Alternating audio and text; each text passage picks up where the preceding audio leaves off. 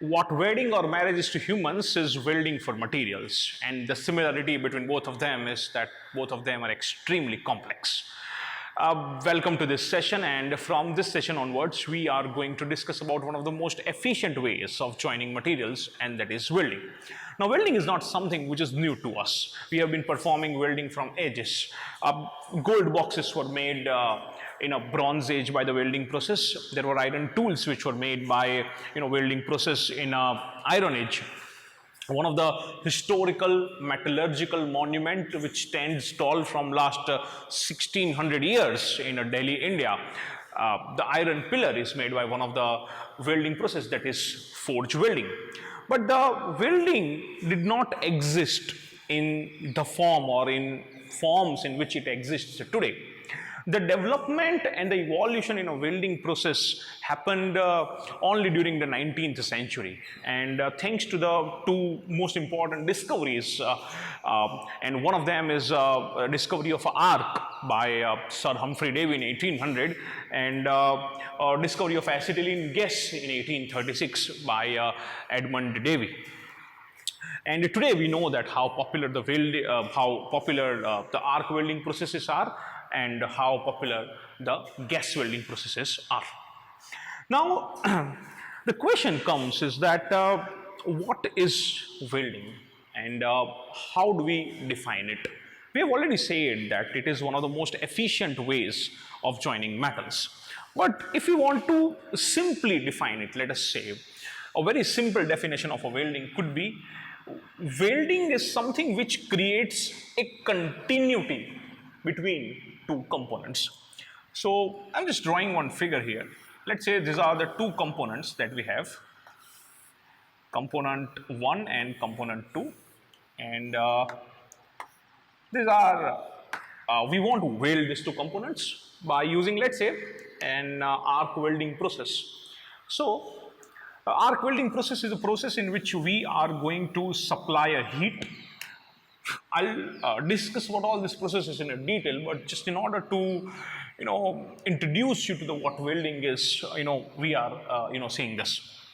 So in arc welding, what is going to happen is that we are going to supply the heat, and the components which in a welding terms are called as a base material or a base metal is going to absorb the thermal form of energy, that is heat.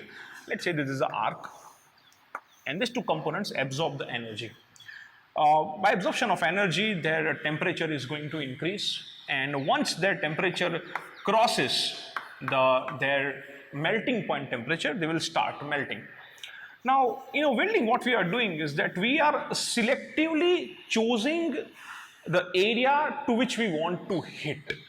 We are not hitting, two components like volumetric heating. We are not doing a volumetric heating. So we are not increasing the temperature of a components from end to end. We are choosing a particular area in which we want to create a weld, and in order to create a weld, here in this process we need to melt the materials, and in order to melt the material we are supplying the heat.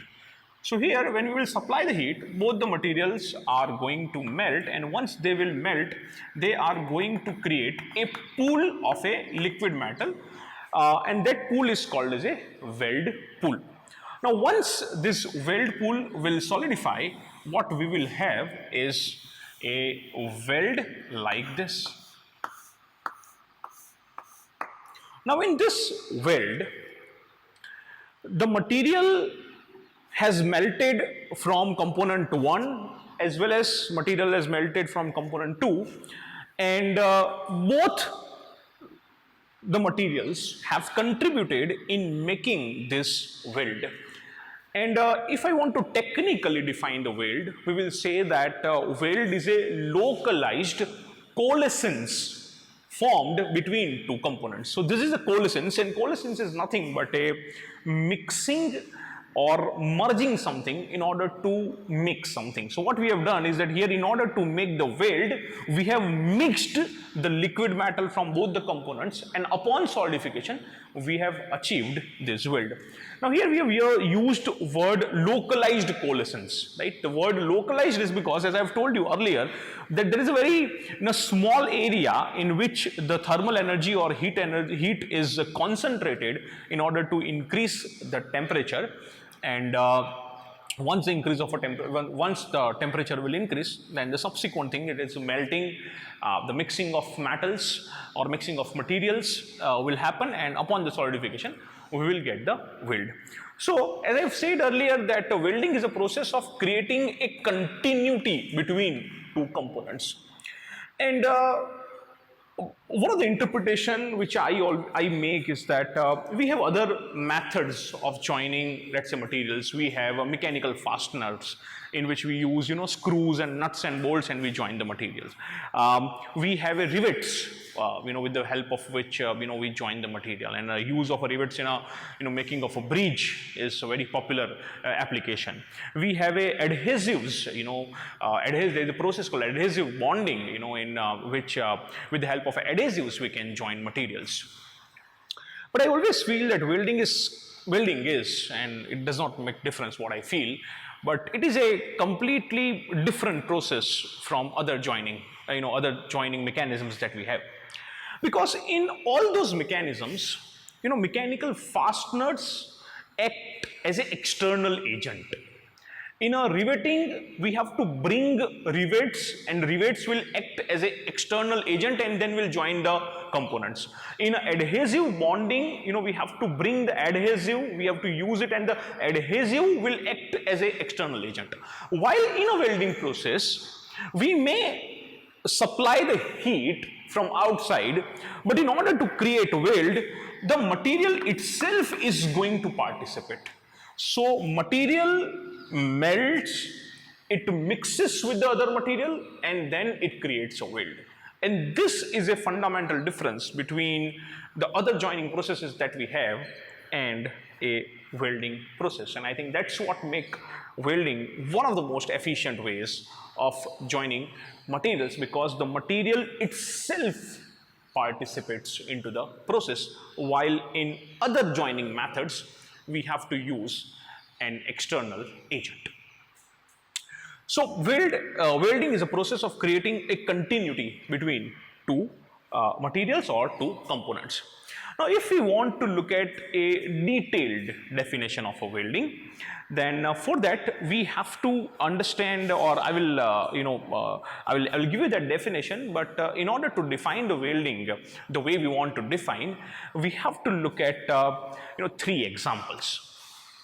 So here, in a first example, the process that you are seeing is shielded metal arc welding. It is also called as a SMAW. It is one of the arc welding process of joining two components. So here what is happening is that we have a consumable electrode, which means the electrode which we are using in the process is going to melt itself, and it is going to deposit itself into the weld pool. And in SMAW process, as you see, we are applying only thermal form of energy. We are supplying only heat, and the heat is melting the material, and then later on the components are welded. So if I talk about SMAW, let us note down few things. First of all, what we are supplying is a heat. In which form we are supplying the energy? We are supplying a heat. Now, second thing we want to note down here is that are we adding any material from outside? Yes, we are adding here a material from outside. So we can say that there exists a filler material. And the third thing is that the two components that you see, which are welded in this case, are made up of is made by a mild steel. So here both the components have a same material. Both the components have a same material.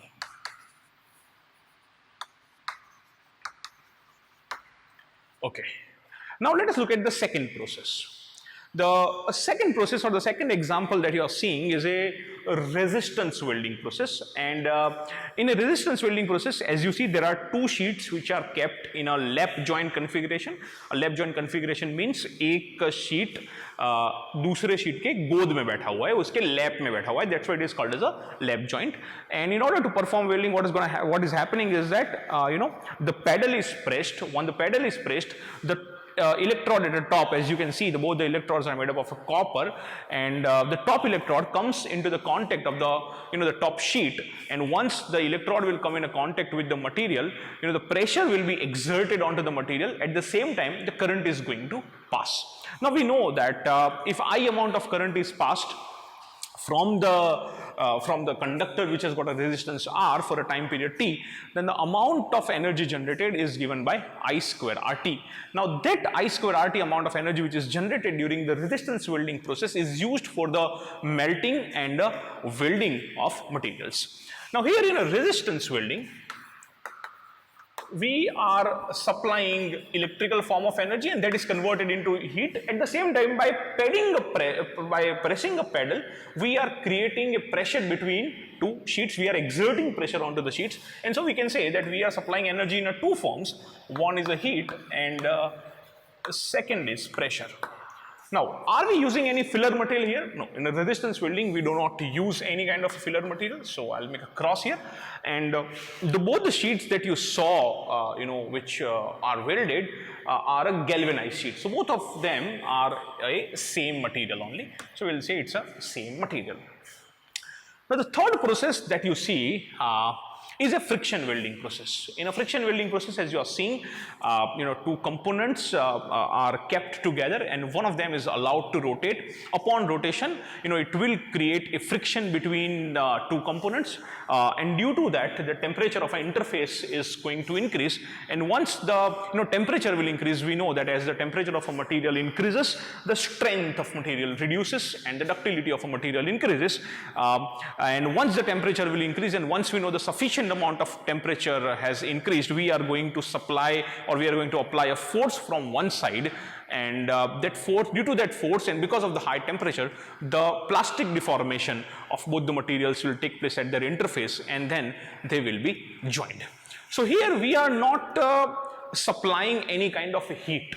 What we are doing here is that by mechanical pressure, by mechanical force, we are generating the heat, and then due to the generation of heat and sudden application of force from one side, the plastic deformation takes place and the weld is formed.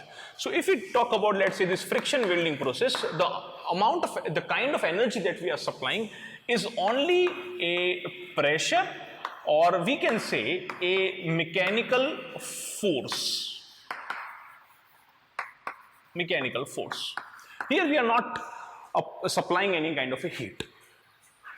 Are we using any filler material here? No, we are not using any filler material here. And are the material joined are same? No.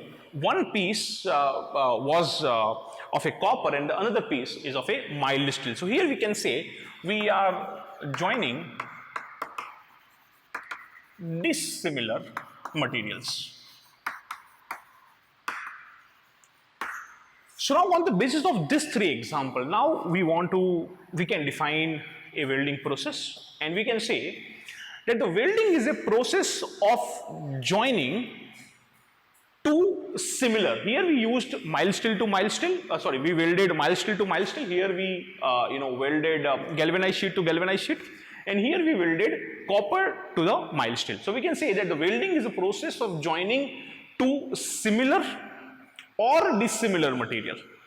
Now, in order to join similar or dissimilar materials, we have to supply energy, and we supply the energy in form of a heat in a first case. In second case, we supplied heat and pressure, that is a mechanical form of energy, and in a third case, we have supplied only mechanical form of energy in a form of, let's say, a mechanical force or pressure. So here a union, which is a weld, can be created by the application of heat and or pressure. Alone heat will work, only pressure will also work, or heat and pressure, both of them are required. So we can say a welding is a process of joining two similar or dissimilar material with the application of heat and or pressure. with or without adding filler material. You see here we added filler material, while in rest of the two processes we did not add a filler material. So if we want to look at a complete definition of a welding process, we can say that the welding is a process of joining two similar or dissimilar materials with the application of heat and or pressure, with or without adding filler material. Now, I've shown you, three examples and three welding processes. But what could be the simplest welding process? So the simplest process can be that we prepare, let's say, a feigned surfaces. I'm using the word feigned, which means, let's say, if I want to join these two components, it will be impractical to join them because both of them are wood, and as of now, we don't have any mechanism in welding through which we can join the components which are made by wood. So let's say I have two metallic components, and if I am joining them, then these two surfaces which are facing each other is called as a feigned surface. I hope the idea of a feigned surface is, the concept of a feigned surface is clear.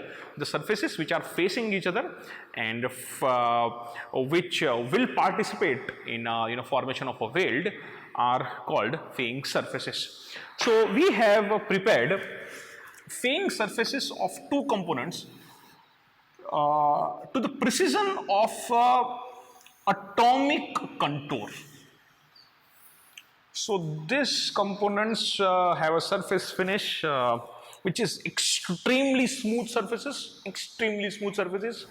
and both the surfaces are kept side by side, adjacent to each other, and because they are prepared as precise to their atomic contours, when these two surfaces will be brought together in a vacuum, both the surfaces will be, or both the components will be joined, and this could be one of the most simplest welding process. Because for a welding to happen, one of the most important thing which should happen in a welding is atomic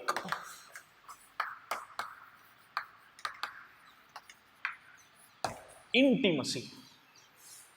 दोनों components के जो atoms है उनका एक दूसरे से उतना नजदीक आना जरूरी है जितने नजदीक आने पे दोनों कंपोनेंट्स के एटम्स एक दूसरे के साथ बॉन्ड बना देंगे. That can be a covalent bond, और let's say a metallic bond, और even a van der Waal bond, और the ionic bond, which ever bond. So the atomic intimacy is extremely important, and when we prepare the surfaces to their atomic contour and when we bring them together in a vacuum, let's say these are the two surfaces which are brought together like this, and they have a contact throughout the surface. See, what happens is that when we see the smooth surface and we look those surfaces under a microscope, what we will see is something like this. The surface macroscopically, the surface which looks smooth under a microscope, it will look like this. These are called peaks, these are called valleys. Now these peaks are also called as asperities. So if I keep two components like this, and if I apply a force, though I can see that they are in a contact with each other, they are actually not in contact with each other at all the points. Yes, there are certain points at which they are in a contact with each other, but not at all the points. So what we want to make sure here is that the surfaces are prepared in such a way that at all the points they are in a contact with each other, and once there is such a high amount of atomic intimacy which is present, the atom of this component will feel no different from the atom of this component. And so the atom of this component will feel that I belong to this component, and the atom of this component will feel that I belong to this component. And so the atomic bonding will take place. And this can be one of the simplest way of joining the welding. But is this how we perform welding? No, not really. Because doing this is very difficult. And so we find some ways to make sure that there is a sufficient amount of atomic intimacy which we provide through a welding process, and then we leave up to atoms that what they want to do, and we know that they are going to form bond. That's what we want to do. And the atomic intimacy can be brought between two components by two ways.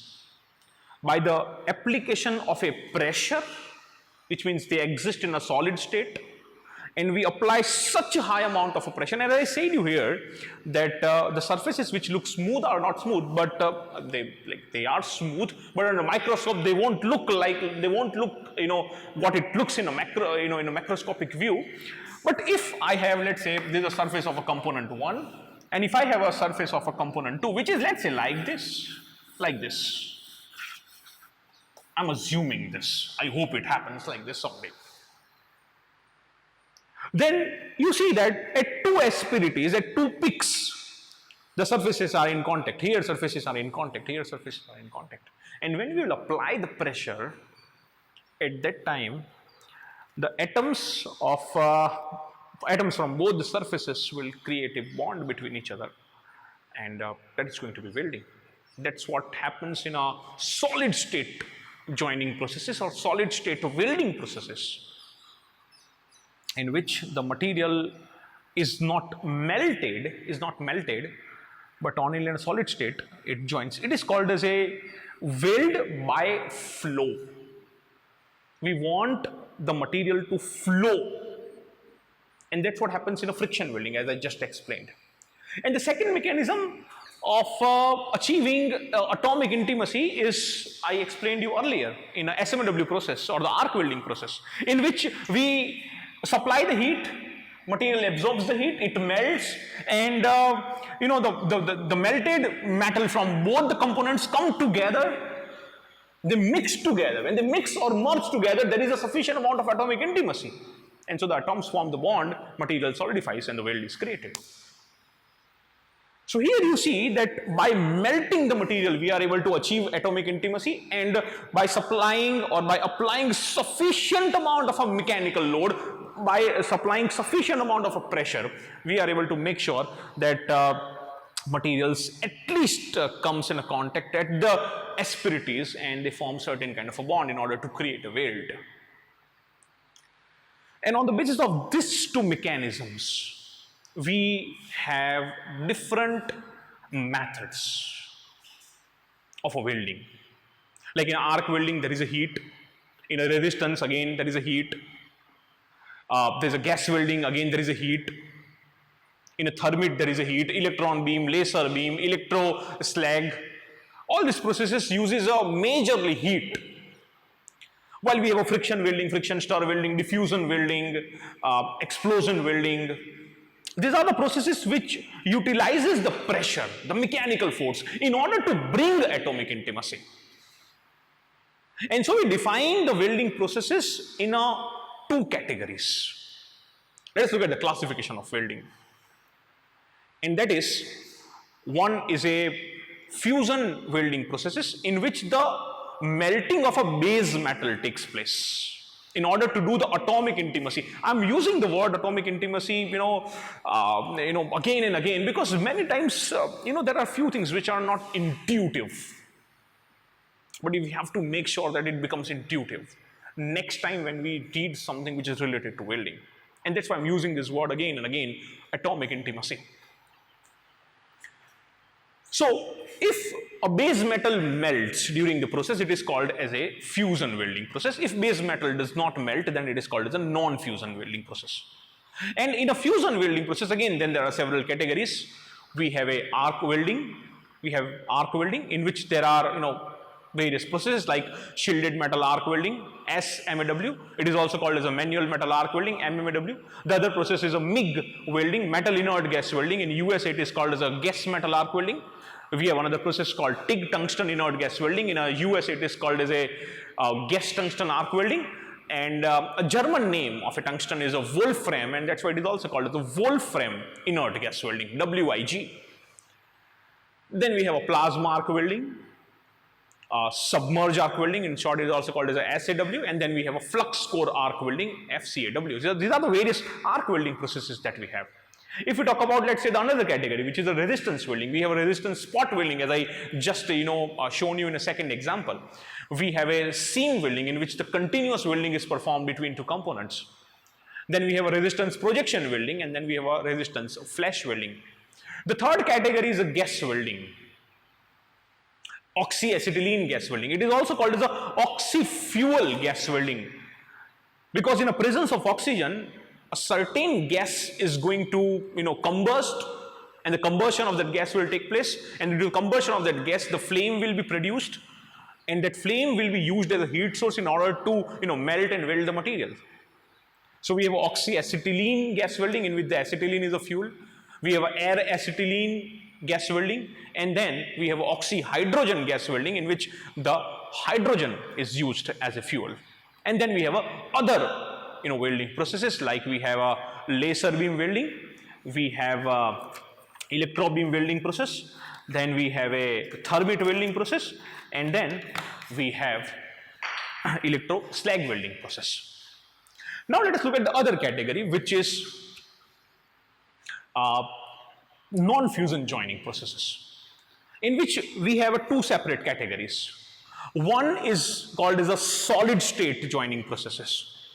And then, as I said earlier, we have a friction stir welding, projection welding, explosion welding. We have a cold pressure welding. We have a diffusion welding. So these are the various processes that we have under solid state joining processes. And then you see the allied joining processes. Now, in many books, you will see that these three processes, which we have categorized in classified as allied joining processes, are not considered welding, but the American Welding Society considers them as a welding process, and that's why I have kept them under the umbrella of a welding processes. And that is one of the most popular, something which you might have performed probably in school projects, a soldering. Then we have a brazing and a braze welding.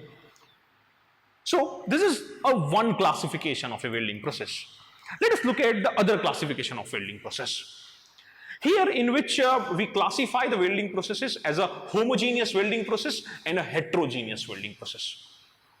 Homogeneous welding processes are those processes in which the chemical composition of a weld metal and a base metal is identical, or the chemical composition of a weld metal and base metal is same. So when we are joining two components without adding any kind of a filler material, and both the material that we are joining are identical, in that case we will have a weld metal which will have a identical chemical composition as that of base metal. But when we add, let's say, a filler material which is slightly different than a base metal, in that case the weld metal will have a different chemical composition than that of base metal. And those welding processes will be categorized as a heterogeneous welding process, in which the chemical composition of a weld metal and base metal is not identical, is not same, is different. Like we have in a soldering, brazing and braze welding process. We add the filler material which always have a completely different chemical composition than that of base materials. And that's why it is heterogeneous process. There are some arc welding processes in which we use a filler rod which is slightly different than the base metal. In that case, those processes will also be heterogeneous. So depending on a chemical composition of a weld metal and base metal, the processes can be classified in a homogeneous welding process or a heterogeneous welding process. Now, let us discuss the 4 requirements that all the welding processes have to satisfy. And these 4 requirements also discuss about some of the important fundamentals which are associated with the welding processes. The first requirement that all the welding processes have to satisfy is that they have to supply a sufficient amount of energy in order to create a union or weld. And as we saw that in order to make a weld, we may need a mechanical force, which can be a pressure, and we may need heat, a thermal form of energy. And so processes have to make sure that they supply sufficient amount of energy, because in order for a process to happen, it needs, there are several things which are needed, but the first and foremost thing which is needed is energy. And when I say sufficient amount of energy, which means for the arc welding process to, to be completed, or in order to perform, in order to make a satisfactory weld, if we need, let's say, a 20 volt and 200 amperes of current, then a process has to supply that much. A power source has to supply that much. Anything which is lesser than that is not going to create a sound quality weld. It is not going to create a satisfactory weld. So this is the first requirement that a processes have to satisfy. The second requirement is that the process should have a mechanism to remove superficial contaminations. So many times you see that the components to which we want to weld have organic films on it. It has a oxide or nitride layers over it. It has adsorbed gases onto the top surfaces. And all those things should be removed before we perform welding. And that's why you see sometimes, we use hammering in order to break the oxide films, in order to remove this. Many times there is a, grease, water, oil, dust, all those things are present onto the surfaces. And the process should have a mechanism to remove it. So by hammering, we remove it. Let's say by preheating, we do that. When we will heat the material, all this oil, grease, water are going to absorb the, heat, and they will be evaporated. The gases will leave, the adsorbed gases will leave the surface. And the third requirement is that the process should have a mechanism to protect the weld pool from atmospheric contamination, or the metal which is being welded from atmospheric contamination. Because in most of the welding processes, heat is going to be a byproduct, or heat will be supplied. And as the temperature of a material increases, its ability to react with the atmosphere increases. And let's say we are doing an arc welding process in which we have melted the base metal, and the weld pool has been created.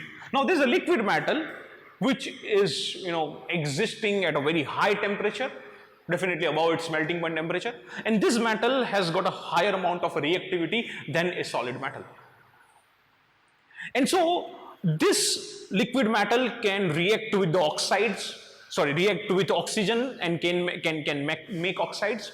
It can also has it also has the ability to dissolve the atmospheric gases. And if these oxides or those dissolved gases will remain in a weld, then we will not have a sound quality weld. We may not get the kind of properties that we desire or we are looking for. And that's why it is important to protect this metal which is being welded from the atmospheric contamination. And we do that by the application of a flux in few processes. As we just classified the arc welding processes, we saw two processes, tungsten inert gas welding and a metal inert gas welding. There we use inert gases in order to protect the weld pool from the atmospheric contamination, so that we can get the sound quality weld and we get the desired properties. And the last requirement that a process has to satisfy is it has to control weld metallurgy. See, there are three things which affects the property of a material. And the first is the chemical composition, second is the microstructure, and third is the defects. Here we will not discuss about defects, we will discuss about, let's say, chemical composition and microstructure.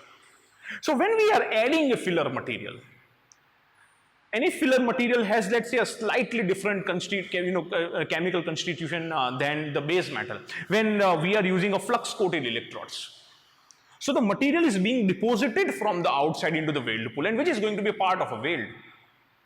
And that, alloying elements which we are adding through a flux or through a filler metal will have a certain type of effect onto the chemical composition of the weld, and so they will have a effect on properties of a weld. So we know that if we add more amount of carbon in a steel, the hardness and the brittleness increases.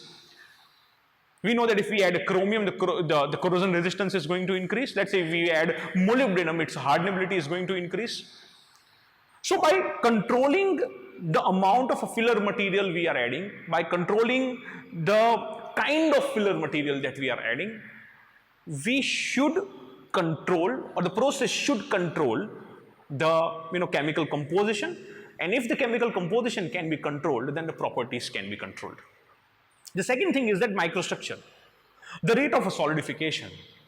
If we can somehow control the rate of solidification, we know that a small fine grains will produce, let's say, a high strength hard weld, and a large coarse grains will have a ductile weld or a soft weld. So the microstructure is going to decide what kind of properties we will get. So if we can somehow control, let's say, a microstructure, if a process can control microstructure, then we will also be able to control the properties. So controlling weld metallurgy is nothing but controlling properties so that we get the desired properties into the weld. So I hope you understood whatever we discussed in this class, and thanks a lot for joining. And from our next class onwards, we are going to discuss about one of the most popular and one of the mostly used welding processes, and that is a arc welding. And we will see how the arc is formed, what arc is, and the things which are associated with arc. Thanks a lot for joining. Thank you.